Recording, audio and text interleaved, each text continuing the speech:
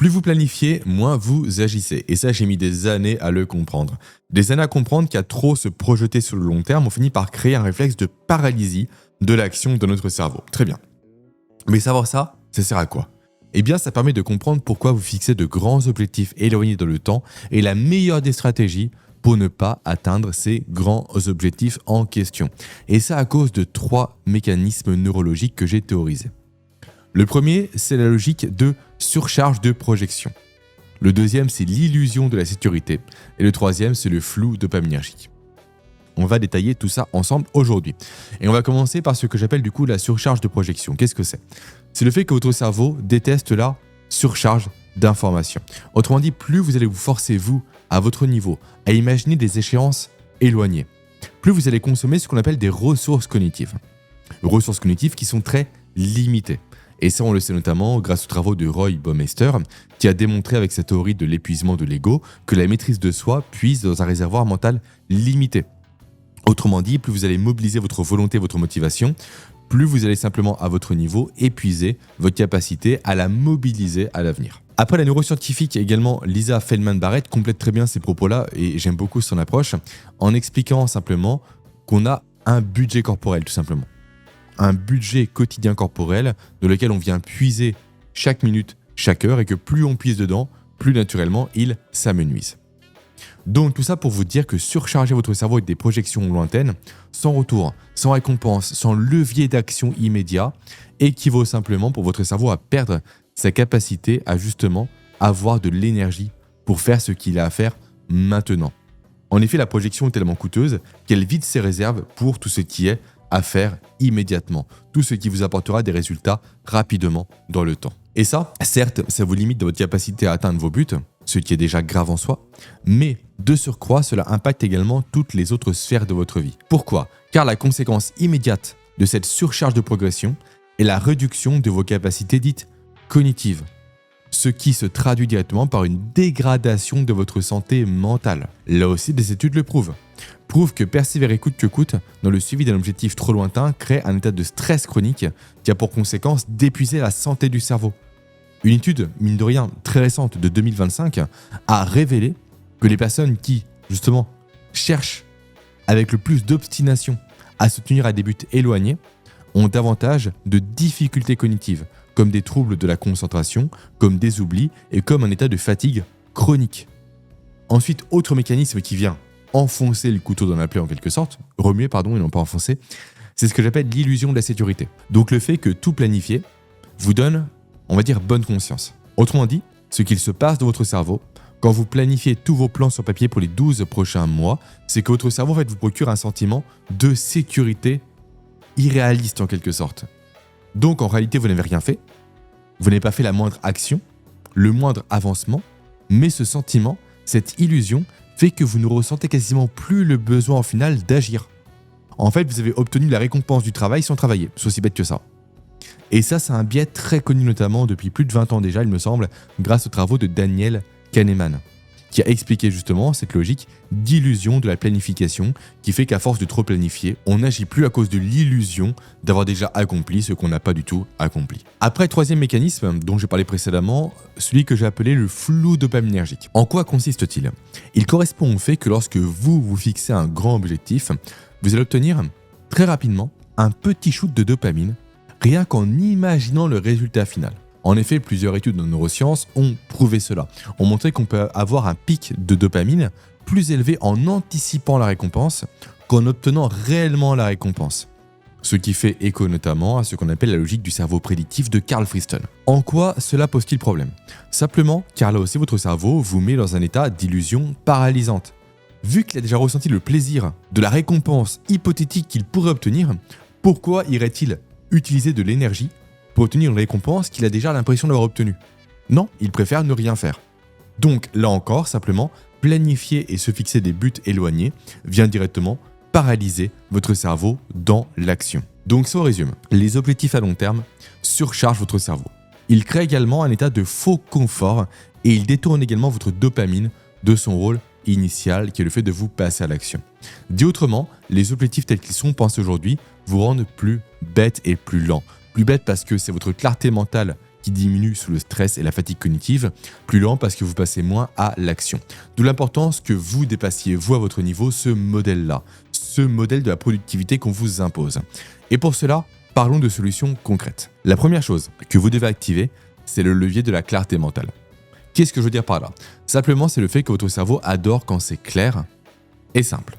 Donc, si chaque matin, vous savez précisément quelle action vous devez mener en priorité, alors votre cerveau sera déchargé du poids de tout penser à tout, de tout calculer, de tout prioriser, de tout planifier. Et ça, c'est un comportement et une habitude extrêmement dopaminergique. Car même en sachant quoi faire, vous savez également précisément ce qui valide ou invalide un projet ou une tâche. Ainsi, vous allez vous offrir ici le luxe d'un retour sur information très court. Et chaque tâche finalisée dans ce cadre-là va renforcer votre motivation à agir pour obtenir un nouveau feedback. En effet, ce que vous devez comprendre ici, c'est que votre cerveau est issu de millions d'années d'évolution où il a évolué justement dans un monde, dans un environnement physique qui était très tangible, où le moindre mouvement était suivi de récompenses visuelles immédiates. Et ça, c'est encore aujourd'hui son cadre de référence. Et donc en reproduisant ce cadre de référence-là en quelque sorte, vous allez replacer votre cerveau dans les conditions optimales pour qu'il agisse, pour qu'il évolue, pour qu'il progresse par des résultats immédiatement visibles et par le fait de voir, de percevoir, de toucher les conséquences de ses actions. Et ça, ça le mène directement au levier suivant que vous devez activer, le levier de la boucle de feedback immédiat. Boucle qui est juste là pour expliquer que tout retour doit se faire sous la forme de logique systémique. Autrement dit, un retour ne sert à rien s'il n'est pas suivi d'un ajustement des actions futures à entreprendre pour que l'action future en question soit de plus grande qualité. Ok ? Autrement dit, dès que vous agissez, l'action amène l'information. L'information qui est amenée, vous devez la prendre, la traiter et l'analyser pour créer une nouvelle action, pour améliorer tout simplement l'input et l'output. Et enfin, un dernier levier à activer, l'urgence maîtrisée par ce que j'appelle la loi de la contraction volontaire du temps. En effet, votre cerveau a besoin d'urgence maîtrisée pour agir.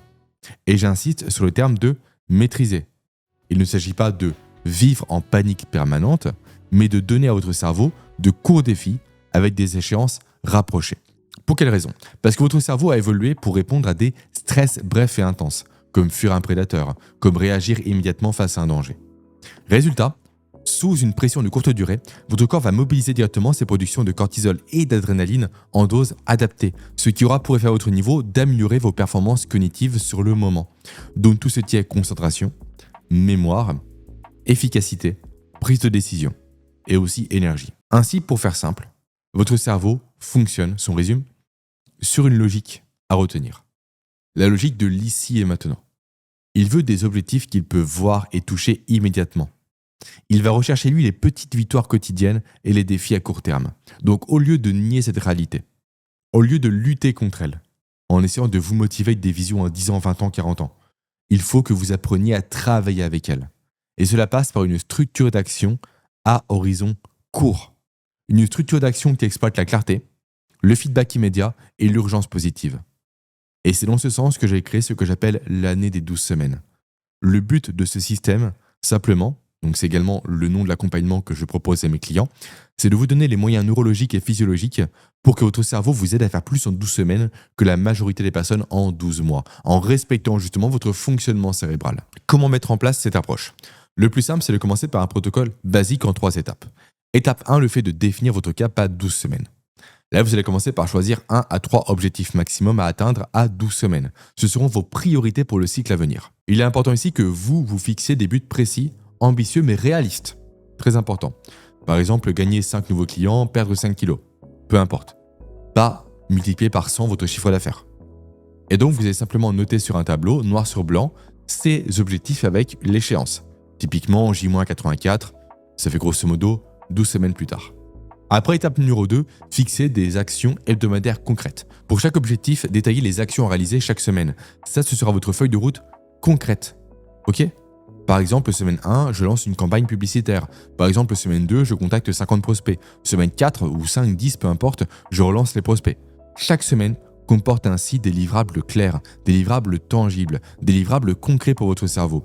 Donc vous avancerez de micro-échéance en micro-échéance. Et le simple fait de cocher ces tâches chaque semaine va entretenir votre dopamine et surtout va entretenir par votre conséquence votre sentiment d'accomplissement.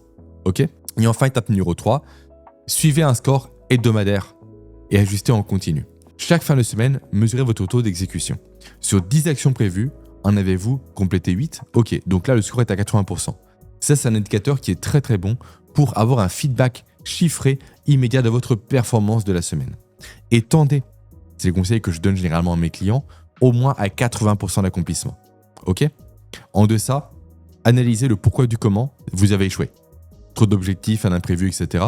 Et ajustez à partir de là, rappelez-vous, l'action donne l'information, la semaine suivante en conséquence. Et du coup, cette boucle d'amélioration continue va maintenir votre cerveau dans un défi stimulant permanent. Vous allez savoir en temps réel où vous en êtes, ce qu'il vous reste à faire, sans laisser le stress s'accumuler. Puis, au bout de 12 semaines, vous allez faire le bilan. Si le but est atteint, célébrez. Et votre cerveau adorera cette récompense. Il aime encore une fois les cadeaux, car c'est dopaminergique. Et s'il n'est pas pleinement atteint, eh bien, mine de rien, vous aurez progressé par rapport à vos objectifs. Beaucoup plus qu'avec un plan annuel très flou. Et vous pourrez repartir à partir de là sur un nouveau cycle à 12 semaines en ajustant les éléments grâce au cycle précédent. Et cette logique cyclique, elle change tout. Elle permet en effet d'être beaucoup plus concentré sans s'ennuyer. Chaque trimestre présente un nouveau défi, un nouveau challenge. Chaque trimestre relance naturellement votre motivation. Et croyez-moi, ce système fonctionne. Tous mes clients pourront vous le dire. Avec ce système, vous allez exploiter simplement en fait la façon dont votre cerveau fonctionne réellement. Vous allez lui offrir de la clarté, une vision rapprochée, de la dopamine régulière, mais également une urgence positive pour passer à l'action, pour en finir avec ces objectifs à 12 mois qui vous paralysent. Donc, en résumé, ce ne sont pas vos objectifs eux-mêmes le problème, mais davantage leur horizon de temps trop éloigné qui brouille votre cerveau. Donc la clé, c'est de ramener l'horizon à hauteur d'homme, tout simplement. C'est de donner à votre cerveau ce qu'il attend.